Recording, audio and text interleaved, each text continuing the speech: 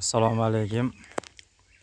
Mana dekalb Makka jo'xorilarimiz roppa-rosa mana bugun 58 kun bo'libdi. 58 kun ichida mana Makka jo'xorining holati. Mana tanasini qaranglar, mana tanalari ham o'sha baquvvat. 17-iyun. Aslida 60 kun bo'libdi. 58 kun emas, 60 kun bo'libdi rosa. Bo'ylari mana 2 metrdan oshib ketgan 60 kun ichida. Bu boshlari.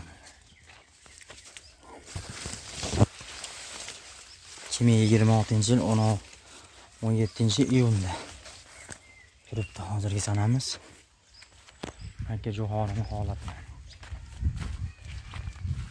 3 marta yoki 4 marta suv ichdida shu holatga kelguncha. Makka jo'xori dekalb urug'idan ekkanmiz. Makka jo'xoriga xudo xolasi gap yo'q. Mana tanasini qaranglar, mana qo'lim mana. Shu qo'limdan ichiga parqilyapti. Ketmon hisobiman. Mana taylari. Endi xudo xolasi buni ham bir don yo'nalishiga ekkanmiz. Donini qayrayotganda ham, dumbil solayotganda ham videoga olib ko'rsataman. Mana tashqariga chiqib tepasini olaman. O bo'yim yetmayapti tepasini olgan.